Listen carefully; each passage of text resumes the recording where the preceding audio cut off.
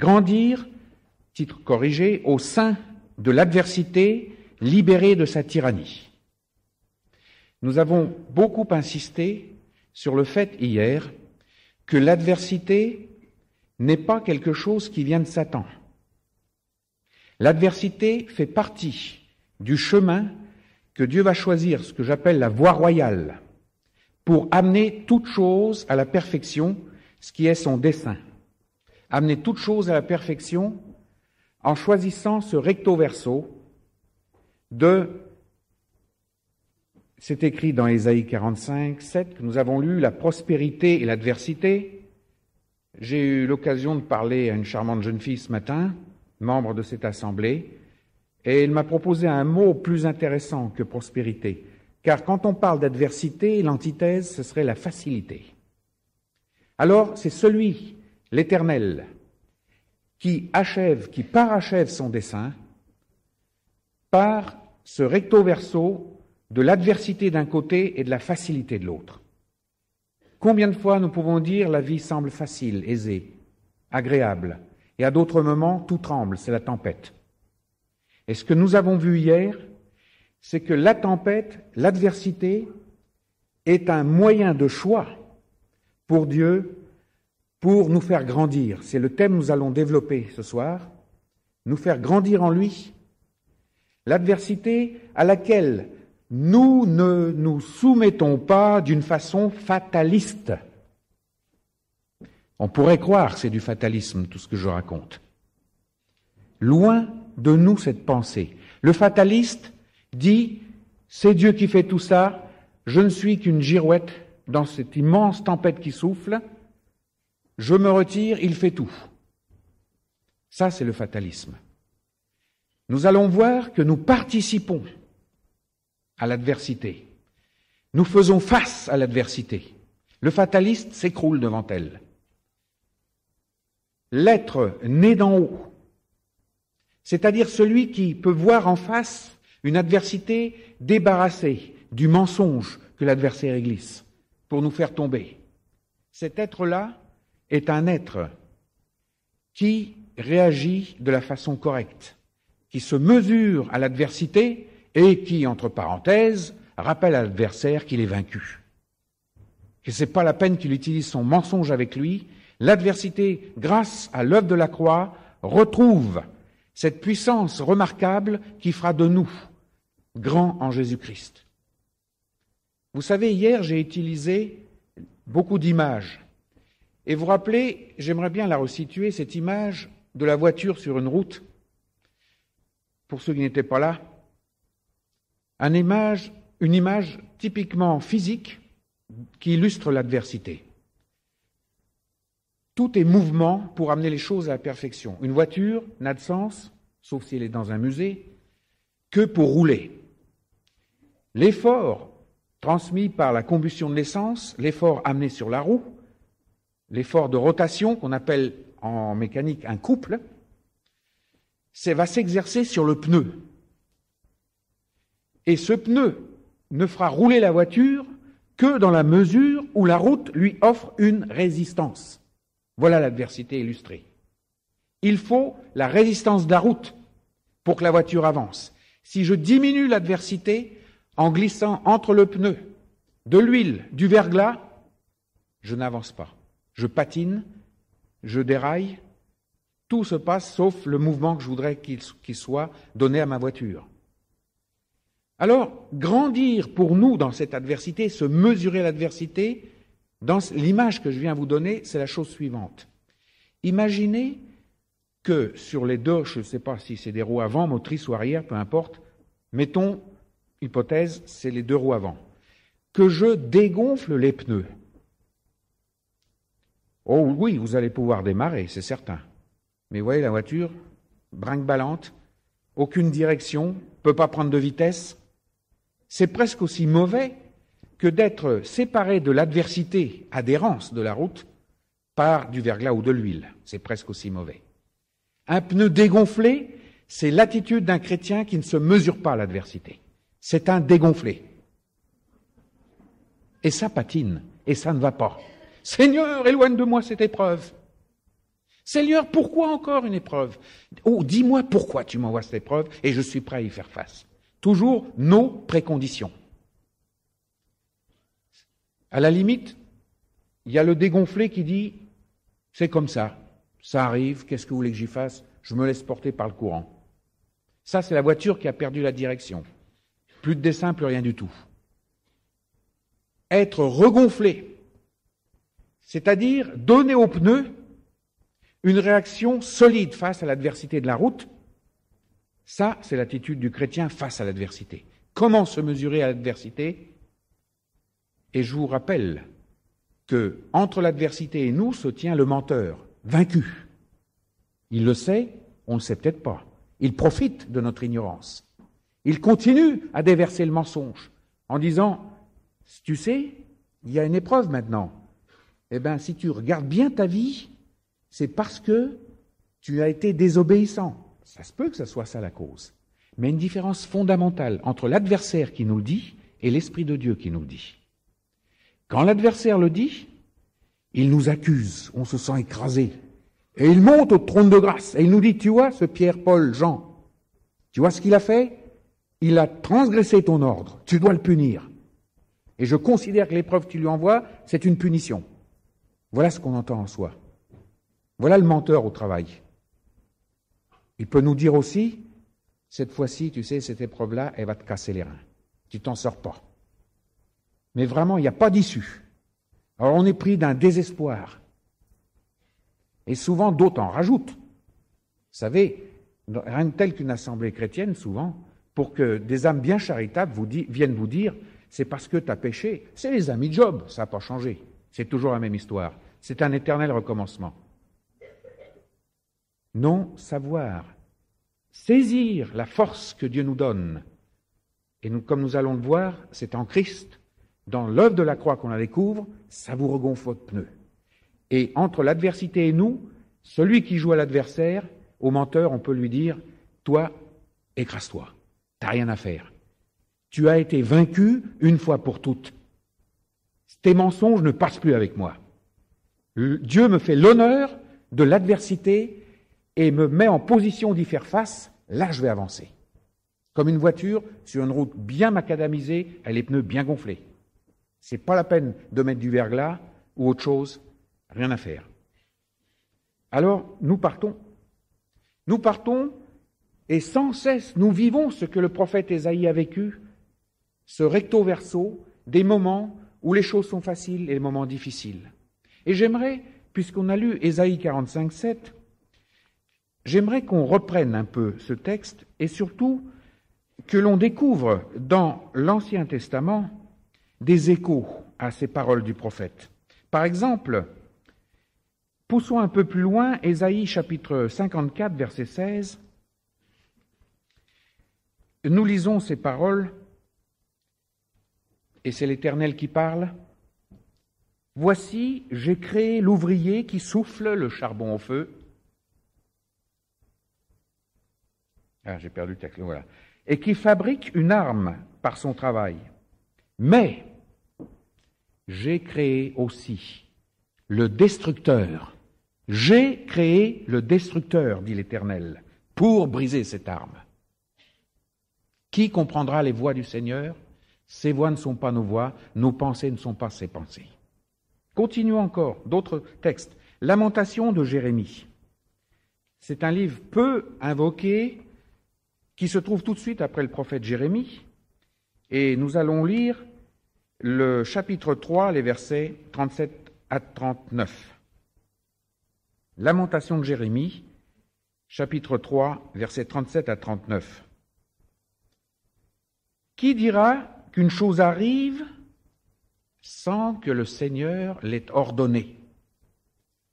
N'est-ce pas de la volonté du Très-Haut que viennent les mots M-A-U-X, pas M-O-T-S, les mots M-A-U-X, pluriel de mal, et les biens?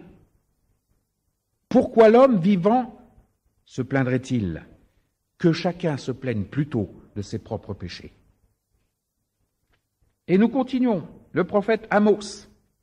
Prophète Amos au chapitre 3 et au verset 6. Sonne-t-on de la trompette dans une ville sans que le peuple soit dans l'épouvante? Arrive-t-il un malheur dans une ville sans que l'Éternel en soit l'auteur? Très forte comme parole. Car le Seigneur l'Éternel ne fait rien sans avoir révélé son secret à ses serviteurs les prophètes. Mais c'est des paroles terribles. On n'ose pas les lire. Parce que on est prisonnier du mensonge qui nous dit « Ah, votre Dieu, c'est ça votre Dieu ?» Et il a le culot, votre Dieu, de dire après que, eh bien, pour ceux qui se seront pas rétablis, eh bien, ils y vont en enfer, comme ça, direct. C'est pas juste, ça. Et vous savez, une grande dispute s'est élevée du temps de Paul à propos de Pharaon. Pharaon a été l'instrument du malheur d'Israël en Égypte. Mais nous sommes privilégiés par rapport à Israël dans cet aspect parce que nous avons tout le recul de l'histoire pour comprendre pourquoi. Il fallait qu'Israël sorte d'Égypte. Il fallait qu'Israël se rende compte que sa destinée n'était pas en terre étrangère. C'était Israël, le pays de Canaan qu'il fallait livrer.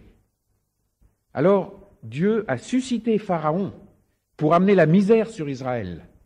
Et Israël s'est réveillé enfin. Il a encore râlé 40 ans dans le désert après ça, c'est certain. Et nous, on râle aussi. Pire qu'eux, souvent. On a des leçons à leur donner. Mais il a suscité Pharaon.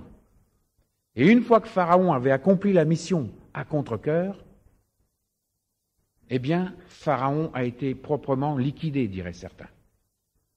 Quand la mer Rouge s'est entr'ouverte, le peuple d'Israël est passé et qu'elle s'est refermée, Pharaon était en tête de ses troupes et était le premier à être emporté. Et du temps de Paul, on disait, enfin tout de même, c'est pas juste. Il a été l'outil de l'Éternel et tout ce qu'il trouve comme récompense, c'est d'être emporté. Voilà la réflexion de l'homme qui vit un mensonge. Le mensonge, comme nous l'avons vu, ce n'est qu'une demi-vérité. C'est l'ensemble de la vérité soigneusement cachée. C'est le tour du prestidigitateur. Vous savez comment ils travaillent, ces gens-là? Ils ont la faculté de concentrer votre attention sur un geste qu'ils font. Tout le monde regarde ce geste, et pendant ce temps-là, ils font autre chose que vous ne voyez pas. Ils ne vous montrent qu'une partie de la vérité, celle du geste sur lequel ils veulent que vous concentriez votre regard. Et le reste est caché, et il joue son tour. Il n'y a pas de magie. C'est simplement l'art de dévier l'attention dans une direction donnée et de faire ignorer le reste. C'est ainsi que travaille l'adversaire. Dans cette histoire de Pharaon, Paul ne va pas commencer à faire un raisonnement logique, l'antithèse de ce qu'on lui jette à la figure. Il nous rappelle ceci: est-ce que le vase discute avec le potier? Il y a des vases nobles et il y a des vases vils, c'est-à-dire des vases au noble usage et des vases un peu comme ce qu'a fait Pharaon. Mais nulle part Paul n'a dit que Dieu massacrait le vase à l'usage vil. Tous les vases sont respectés de Dieu, y compris de celui de Judas. Retenez ça une fois pour toutes. Ça nous ôtera le goût de juger à l'avance les choses, en disant « Oh, celui-là l'a fait comme ça, c'est l'enfer pour lui ». Qui connaît les pensées de Dieu? Personne. Rappelez-vous cette histoire de vase. Aucun vase n'est brisé et jeté aux ordures, qu'il soit d'usage vil ou d'usage noble. La différence entre Pharaon, entre quelqu'un qui s'oppose au dessein de Dieu, pense-t-il. Pharaon était persuadé que lui viendra à bout du peuple d'Israël. Peut-être un génocide de plus. Dans notre histoire déjà bien remplie de ces choses-là, même de nos jours. Il pensait. Mais le paradoxe est qu'il faisait quand même la volonté de Dieu. Suis-je dans la volonté de Dieu? On se pose souvent la question. C'est une fausse question. Je vais vous dire pourquoi. On est toujours dans la volonté de Dieu. Personne, rien ne s'effectue qui ne soit selon la volonté de Dieu. Le problème pour nous, c'est de savoir si on est dans le bon sens de la volonté de Dieu. Je vais vous donner un exemple. Imaginez un torrent puissant qui s'écoule, mais des quantités d'eau qui passent par seconde dans le lit de cette rivière. Et c'est un peu l'image du dessein de Dieu qui amène toute chose à la perfection. Ce courant ne fait jamais demi-tour, toujours dans le même sens. Alors, si vous êtes un nageur intelligent, vous nagez dans le sens du courant. Pharaon était dans le courant de la volonté de Dieu, mais il nageait à contre-courant. Voilà la différence.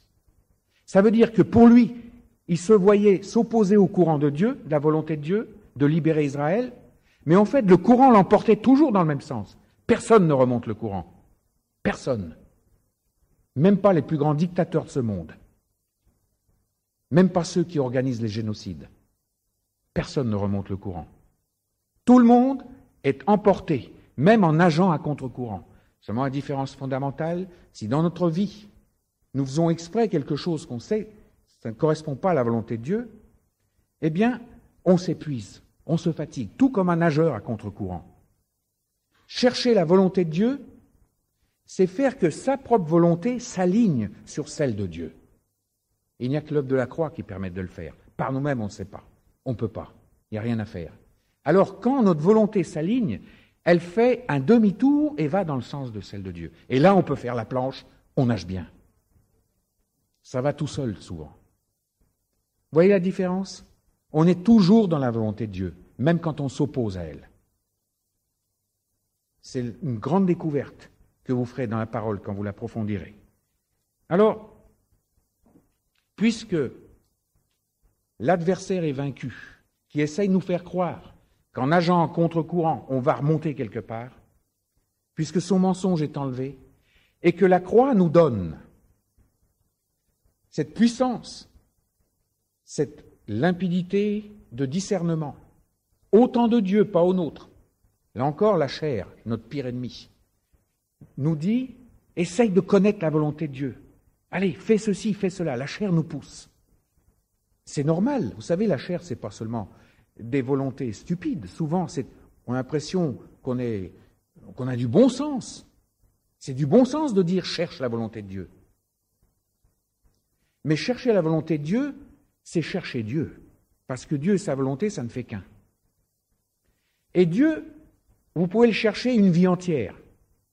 Dieu se trouve quand il se laisse trouver. Donc, c'est plutôt que je doive, pour trouver cette volonté de Dieu, pour me mettre au diapason de cette volonté, le problème, c'est surtout que je me mette dans les conditions pour qu'il me trouve. Vous allez me dire, mais Dieu est tout-puissant, il peut me trouver où je veux. Il dira pourtant à certains, à un moment donné, qui lui diront qu'ils l'ont servi, ils ont travaillé pour lui. Seigneur, n'avons-nous pas prophétisé en ton nom, évangélisé? N'avons-nous pas guéri des malades en ton nom, fait des miracles? Retirez-vous de moi, je ne vous connais pas. Ça semble une contradiction. L'Éternel connaît toutes choses. Il va jusque dans le plus profond secret du cœur de l'homme. Alors pourquoi dit-il « je ne vous connais pas » ?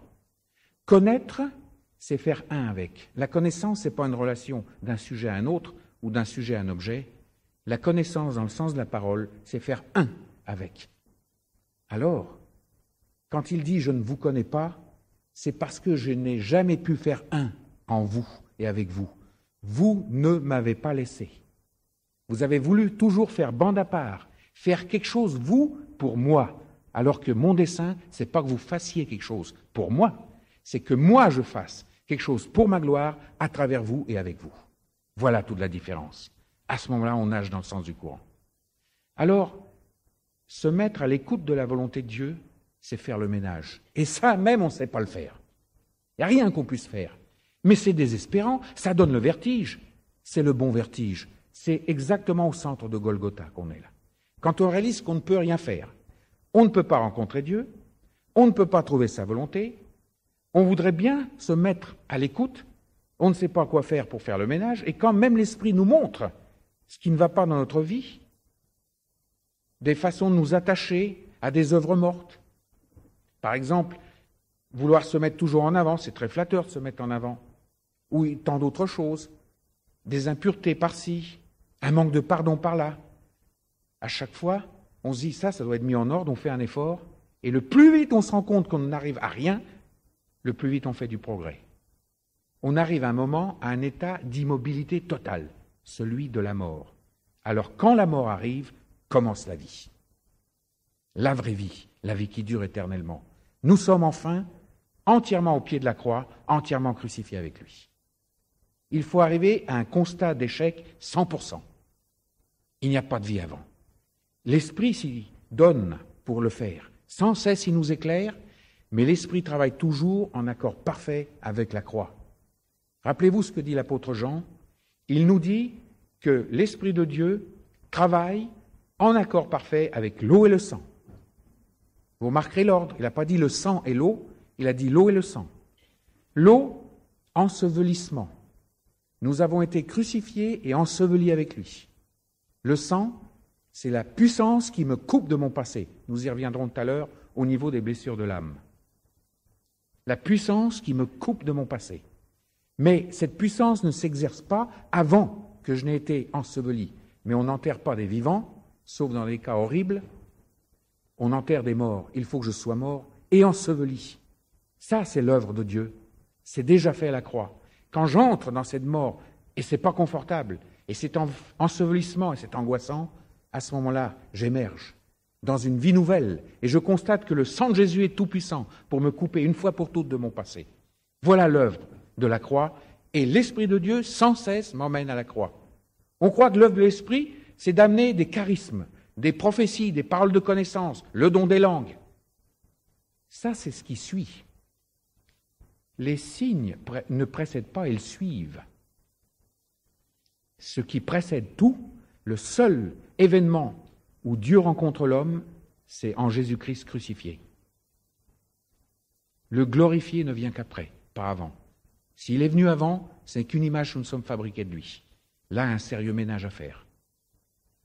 Vous voyez, c'est ça, se mettre en phase, déjà avec l'adversité, et qui va nous faire grandir. Alors, c'est possible, vous voyez à combien de fois je suis sans cesse revenu au fait que Christ a tout accompli. Il a tout accompli déjà en venant épouser notre condition.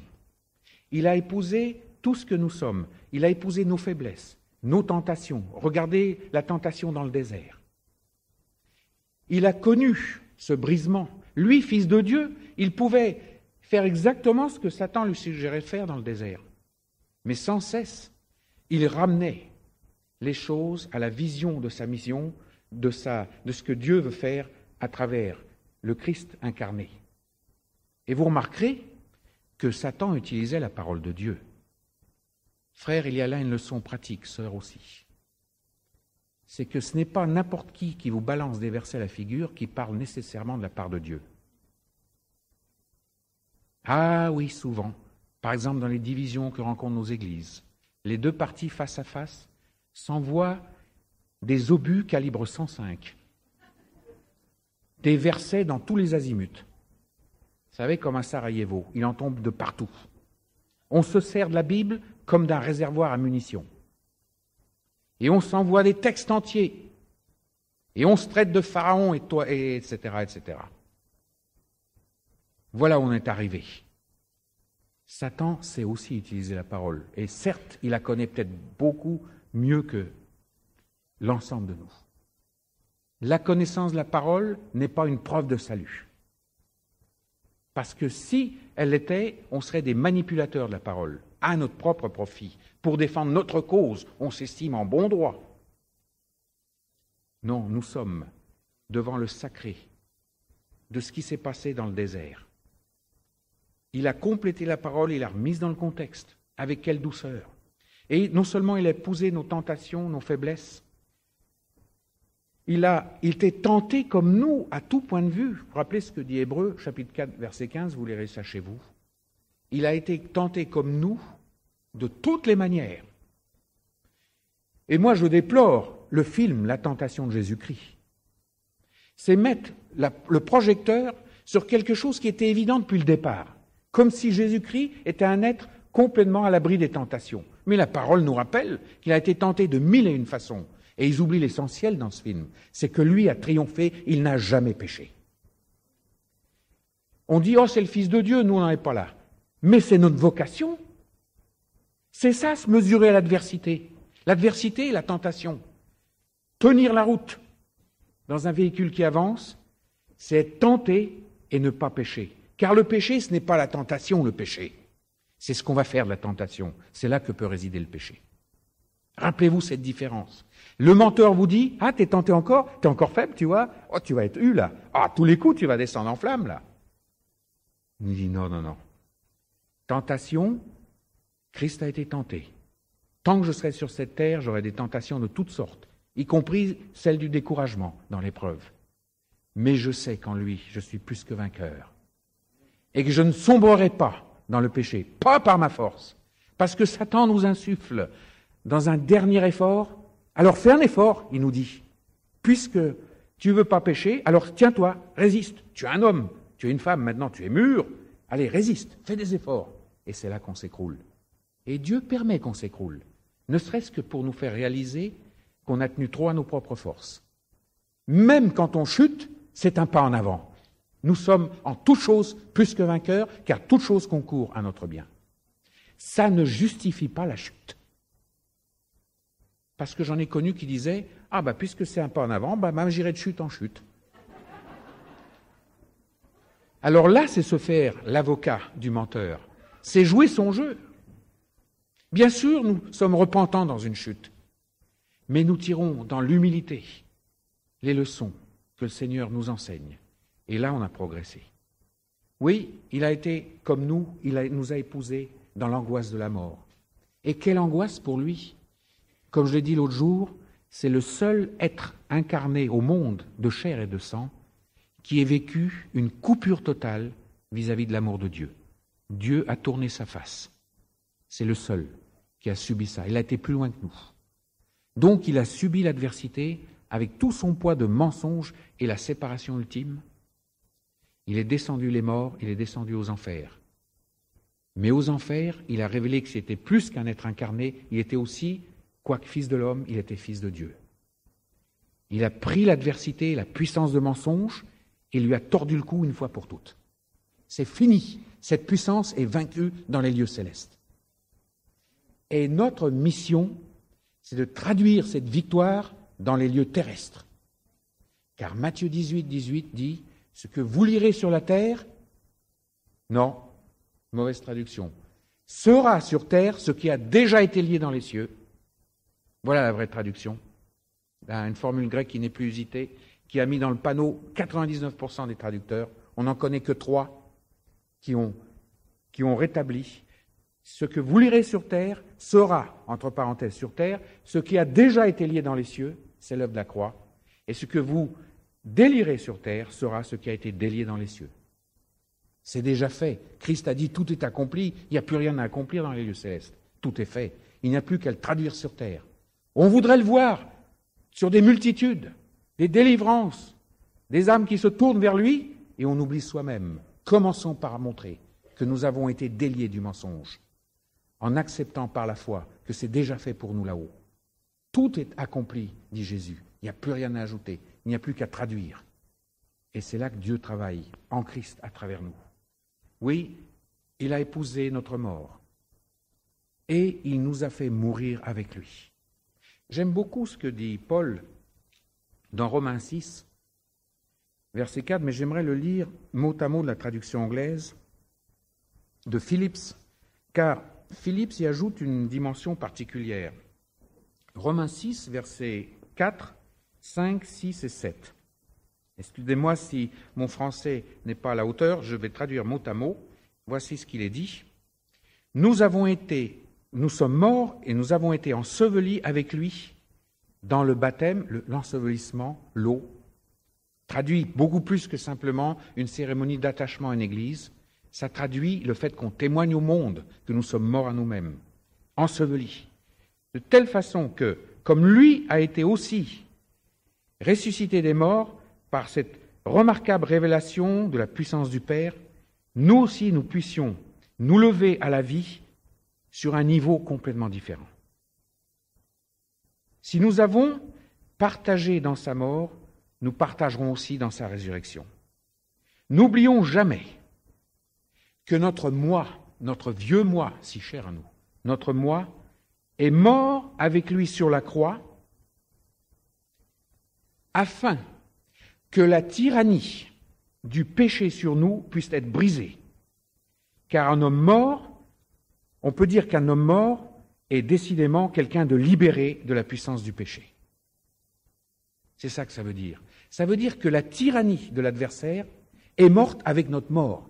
Si nous étions toujours vivants à notre ancien moi, il aurait toujours prise. C'est ça qui me fait dire c'est notre pire ennemi, c'est nous. Il ne peut rien s'il n'a pas de prise sur nous. Il ne peut que rester rôder, rugir avec des dents complètement élimées. C'est un lion édenté. C'est ce qu'il est maintenant. Il fait rrrr, mais vous savez, il fait peur, mais il ne peut plus mordre.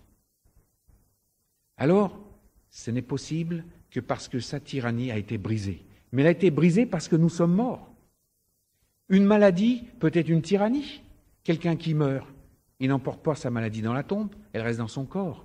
Son âme s'envole, libérée de sa maladie. La mort est une libération, c'est ce que dit Paul. À la limite, lorsque nous mourrons avec lui sur la croix, nous sommes morts à cette tyrannie. Confusion, on dit, mais je comprends pas. Mort, pour moi, c'est physiquement, c'est fini, je suis là, je bouge plus.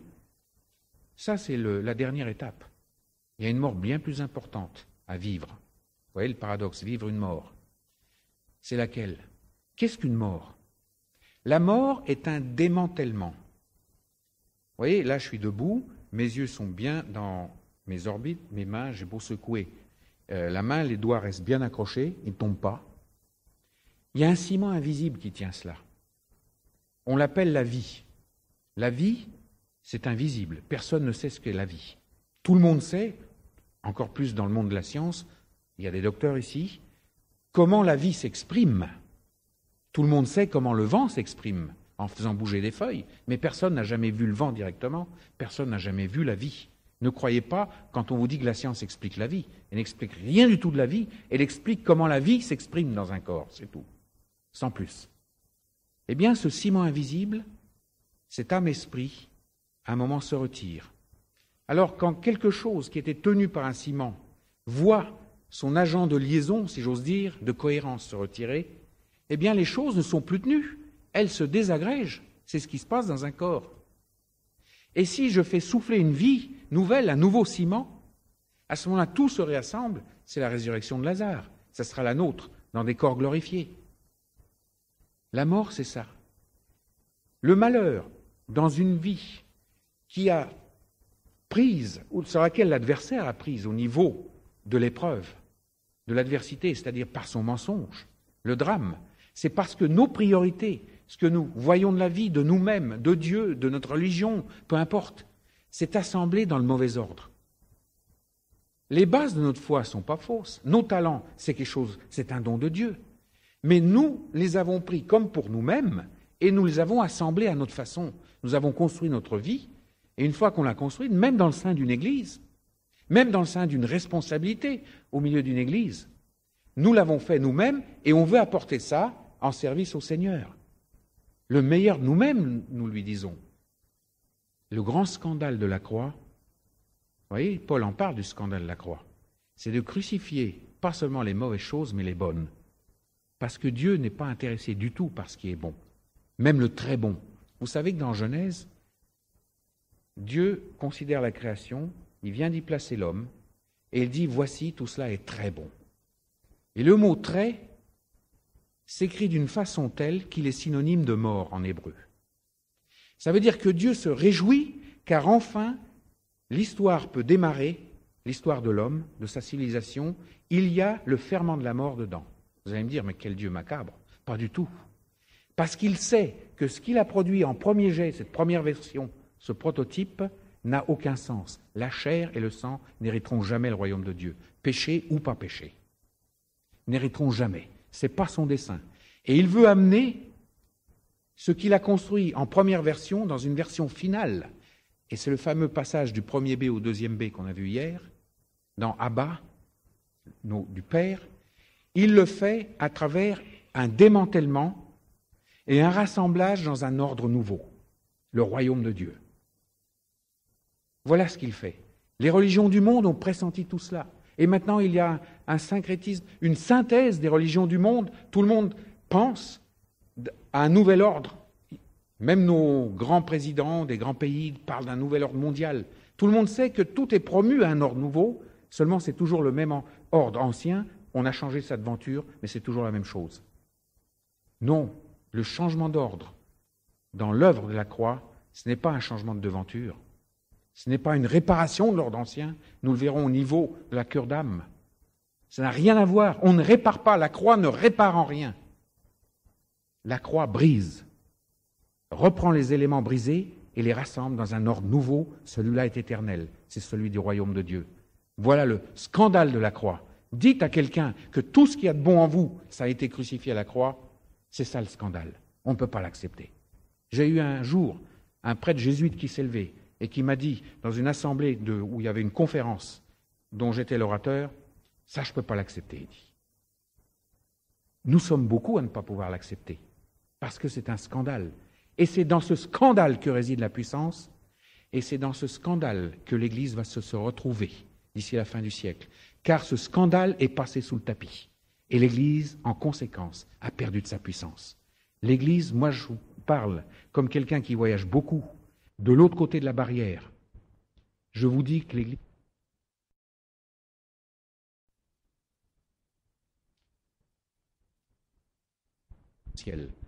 La redécouverte que même le meilleur de nous-mêmes, en tant que croyants, a été crucifié par Christ, en Christ, pour que ça soit réassemblé dans un ordre nouveau. Le monde se désespère de voir un ordre nouveau.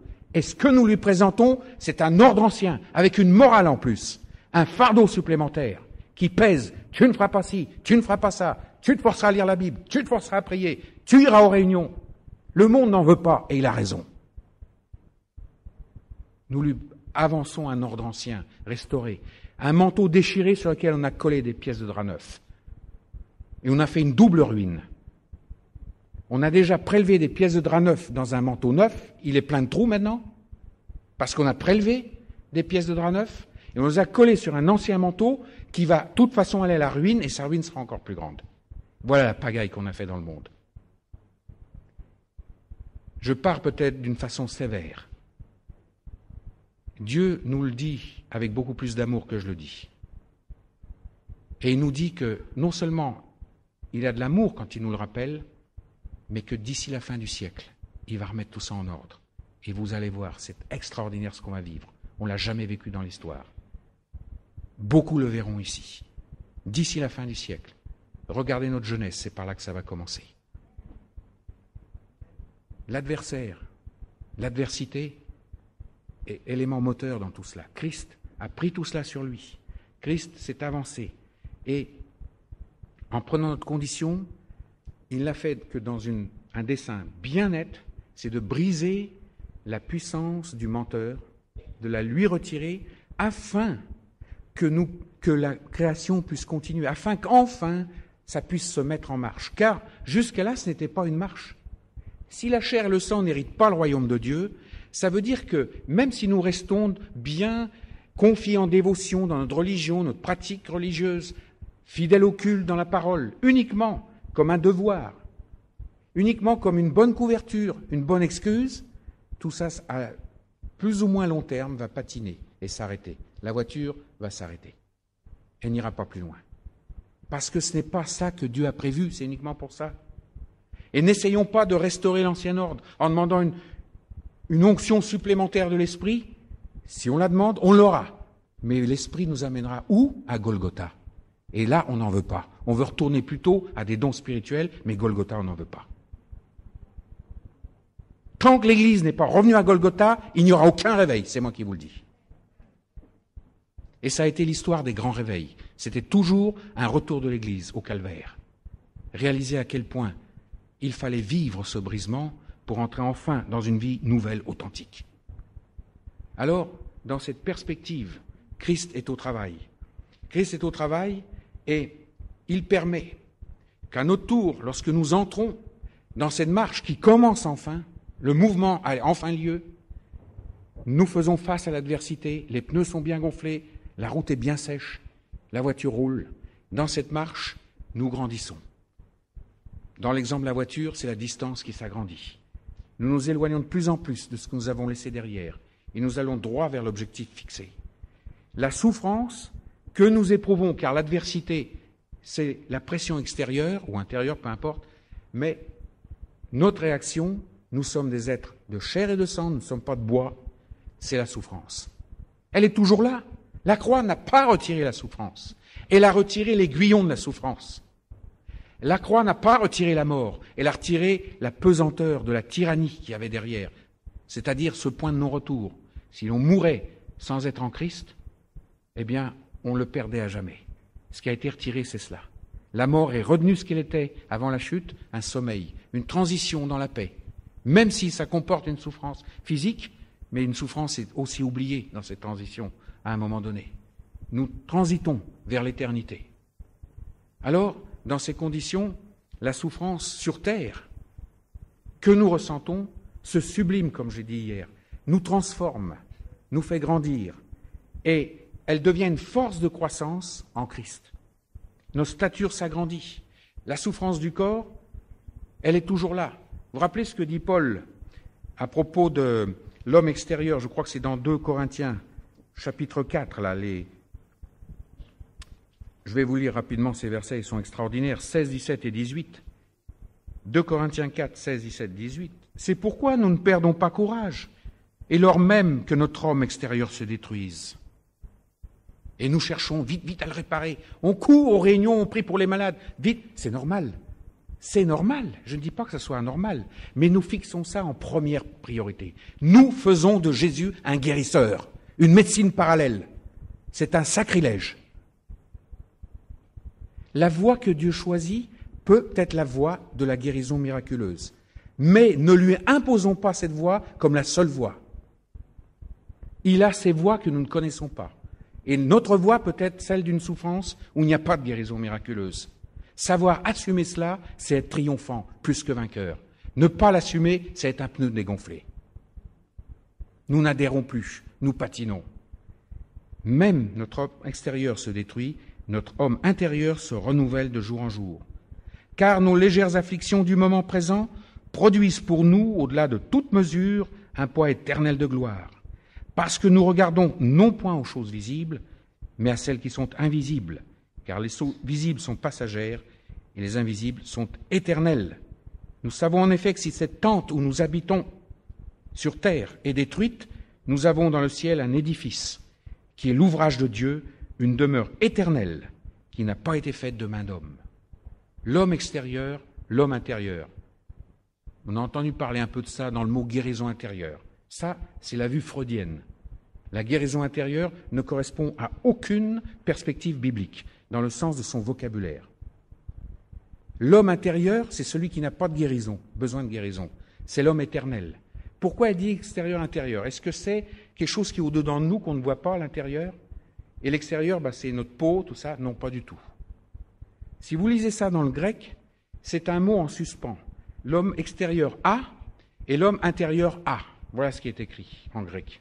Intérieur à quoi? Eh bien, c'est le fameux royaume, cet ordre nouveau, invisible mais éternel. C'est pour ça que Paul parle des choses invisibles et éternelles. Tout ce qui est dans notre être fait partie grandissante de cet ordre éternel, c'est l'homme intérieur. Tout ce qui s'y est encore en dehors de cet ordre éternel, c'est l'homme extérieur. Voilà la vision biblique. Ça n'a rien à voir avec la vue psychanalytique de notre intérieur qui est le psychisme et l'extérieur qui est notre corps. Voyez, notre homme intérieur, c'est celui qui fait part entière avec l'ordre éternel, c'est-à-dire Christ. Tout ce qui s'y est en dehors, tout ce que nous gardons soigneusement encore pour nous, parce que nous ne voulons pas lâcher, c'est l'homme extérieur. Et c'est ça qui est détruit. Ça, c'est au niveau mental, moral, mais il y a aussi notre corps. On peut mentalement suivre, être dans la volonté de Dieu, dans le bon sens, mais n'empêche qu'on peut souffrir d'un cancer peut-être, ou d'un vieillissement prématuré ou accéléré. Ça se détruit. Il n'y a pas de vie éternelle sur Terre.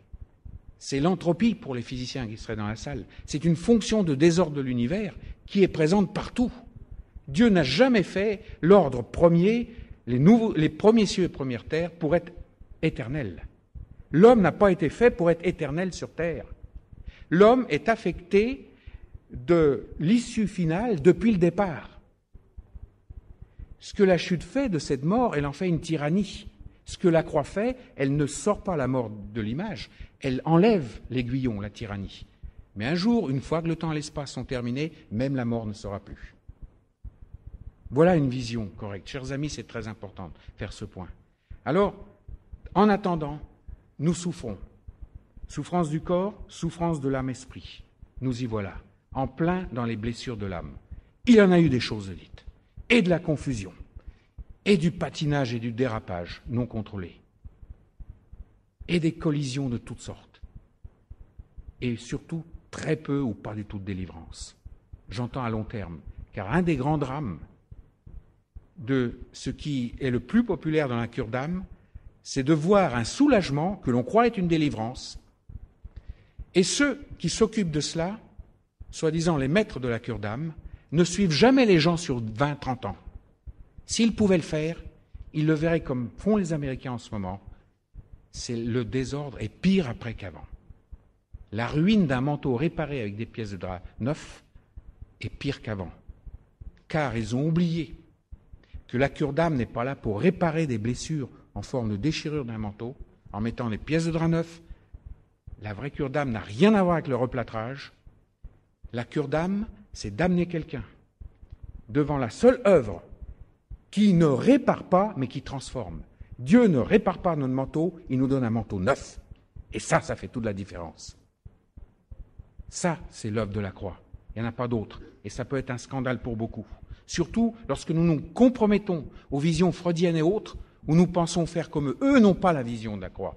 Pourquoi l'Église se compromet avec des visions séculières, terrestres, aveugles?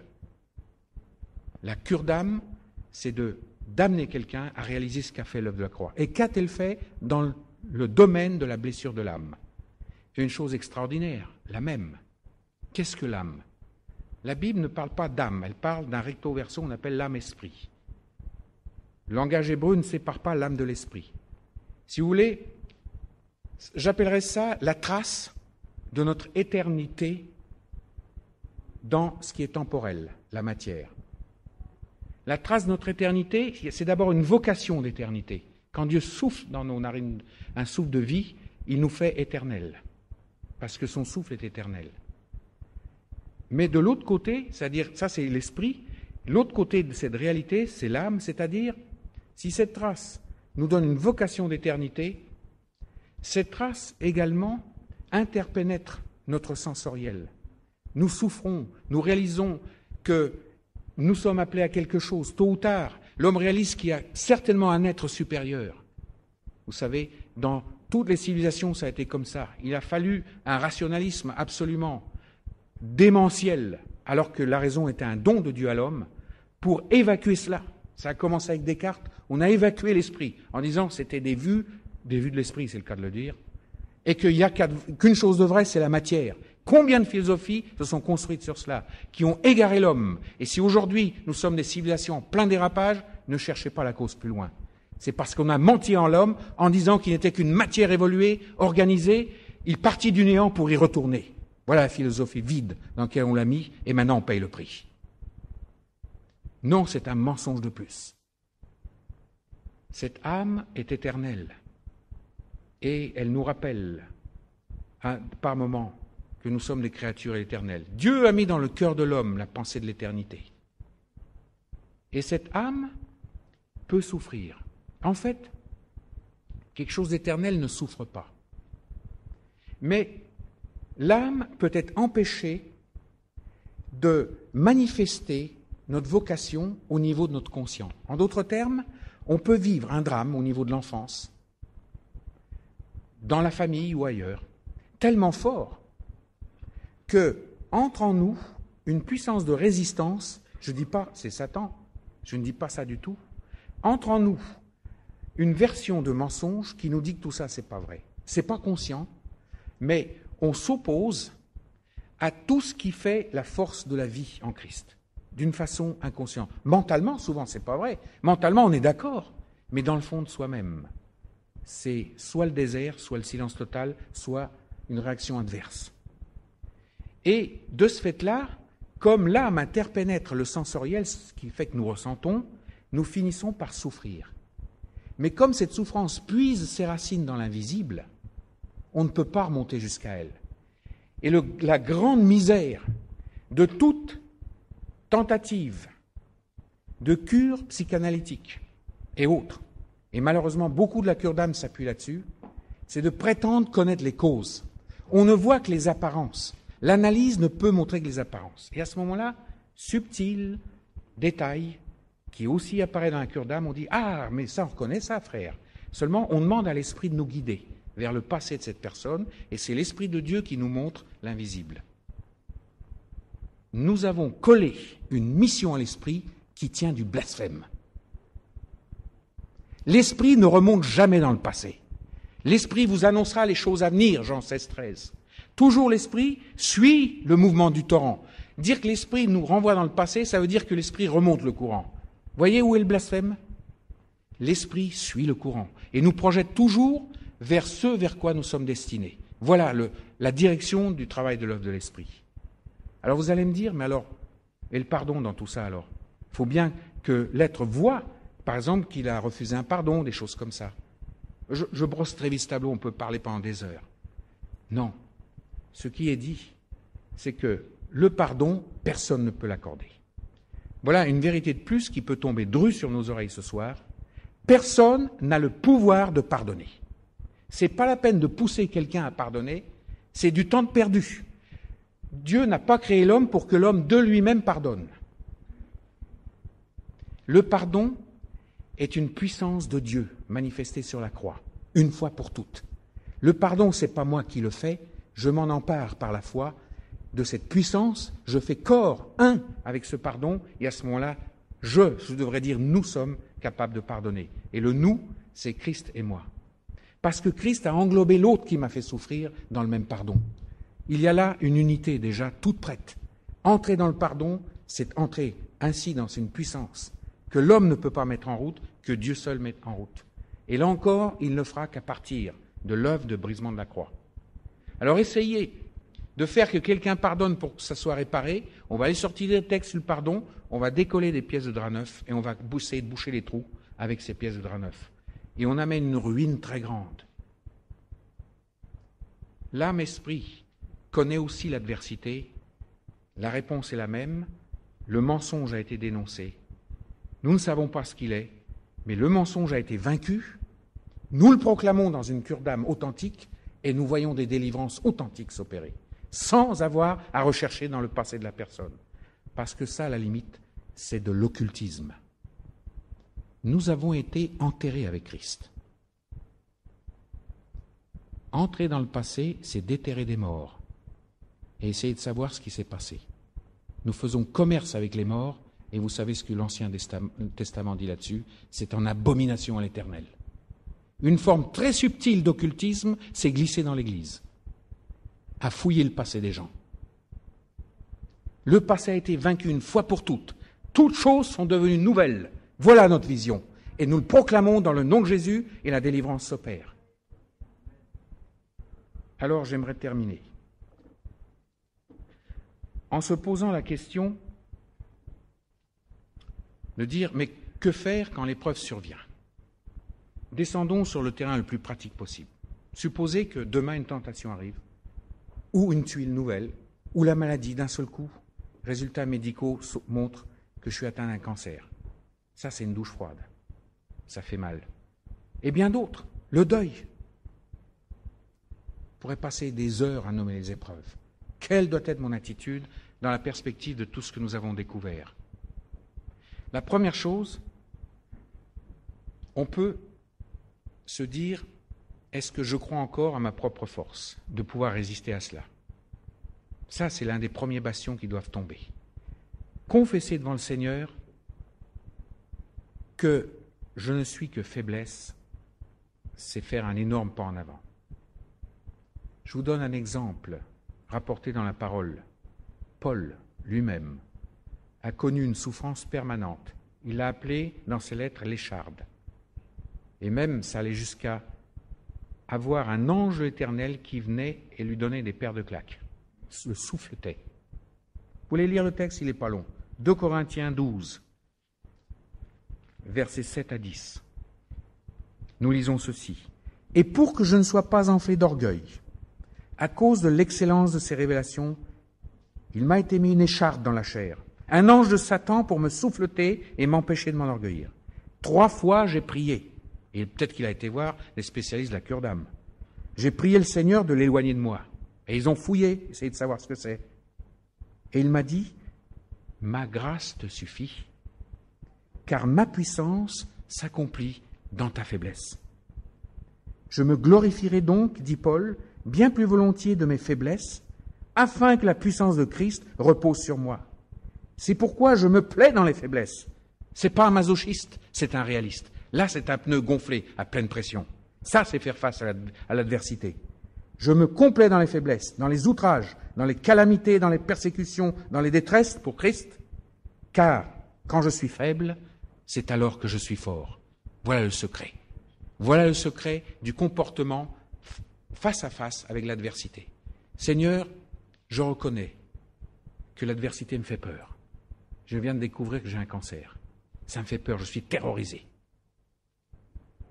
Mais Seigneur, je me rends compte que la terreur, elle vient de ma chair. C'est une réaction purement sensorielle, la terreur. Mon être intérieur, celui qui est part au royaume, n'est pas terrorisé, il est éternel. Un cancer ou 10 cancers, c'est pareil pour moi. L'être éternel est éternel. Alors Seigneur, c'est ma chair qui se panique.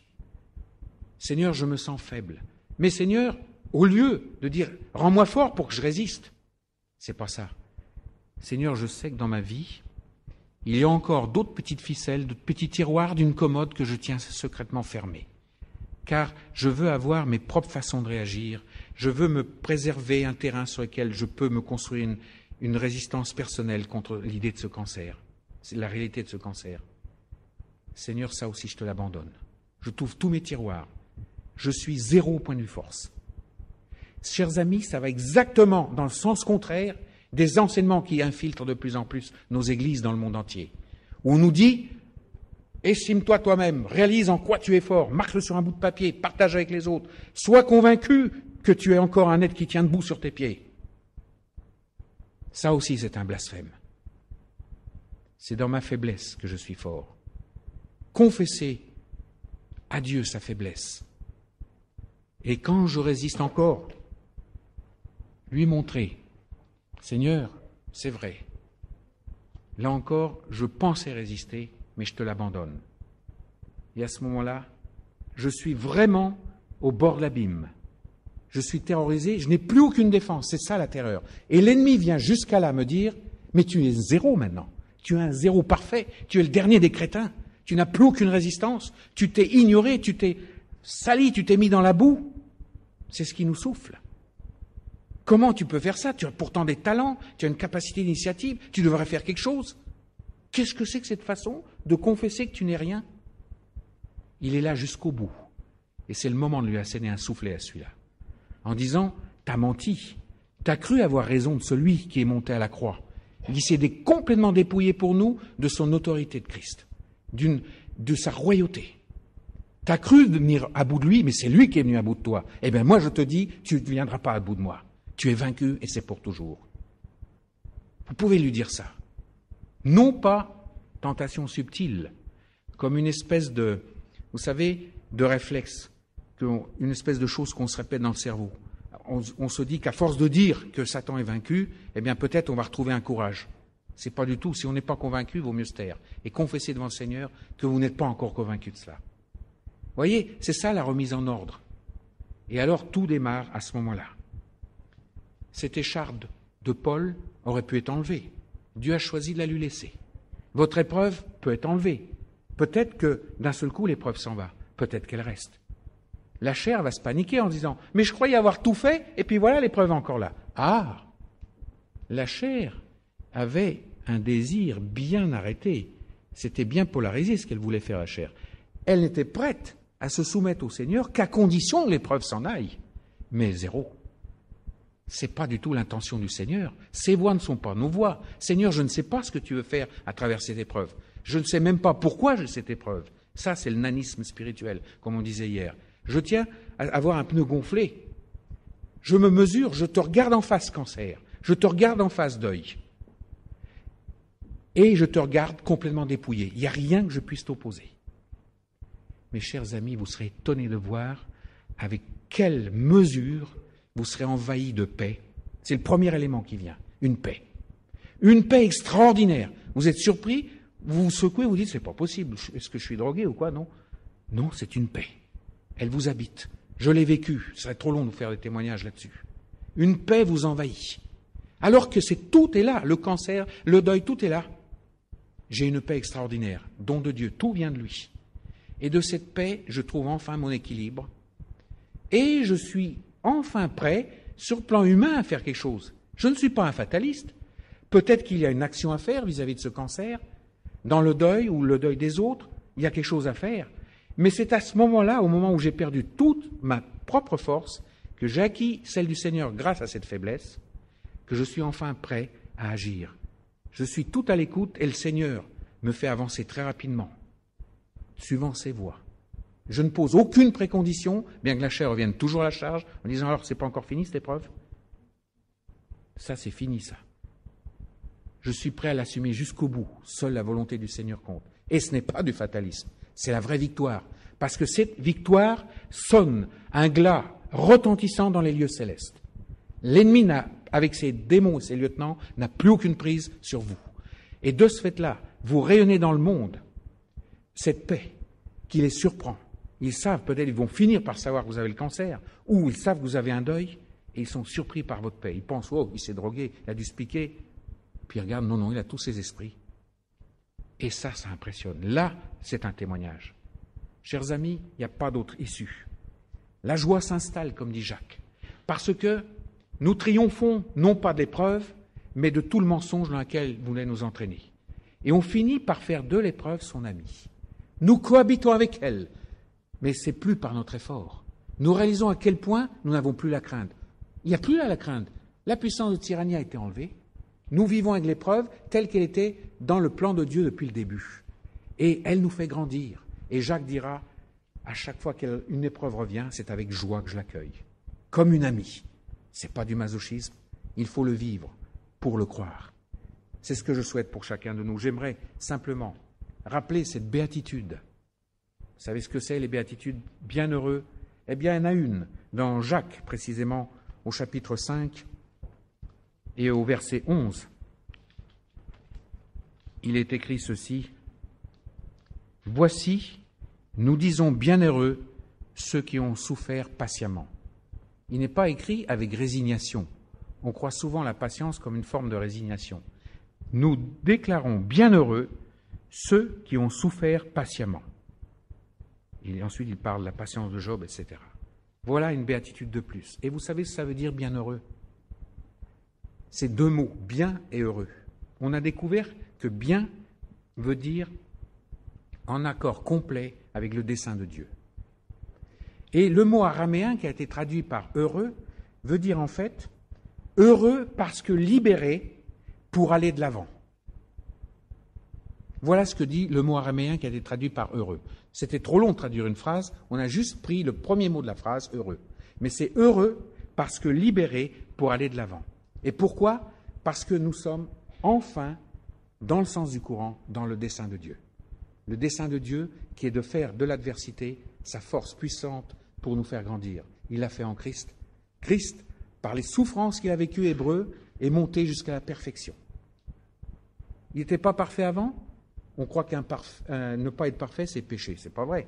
Il n'avait pas encore accompli sa mission en tant qu'incarné, et lorsqu'il est passé par les souffrances, l'adversité des souffrances l'a fait monter jusqu'à la perfection. Ça, c'est Hébreu qui le dit à 2 reprises. Alors, nous sommes pareils. Nous sommes bien heureux. J'aime beaucoup le mot russe. Je vois qu'il y a quelques Russes dans cette salle.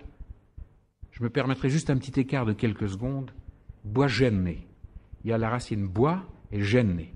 Bois vient de boago, qui veut dire bien, et gêné, générer. Créer pour connaître la remise en marche parce que je suis dans le dessein divin, et ce dessein, c'est un recto verso, facilité et adversité. Voilà l'essentiel dans ce mot bienheureux ceux qui ont souffert patiemment. Que Dieu nous soit en aide dans tout cela. Amen.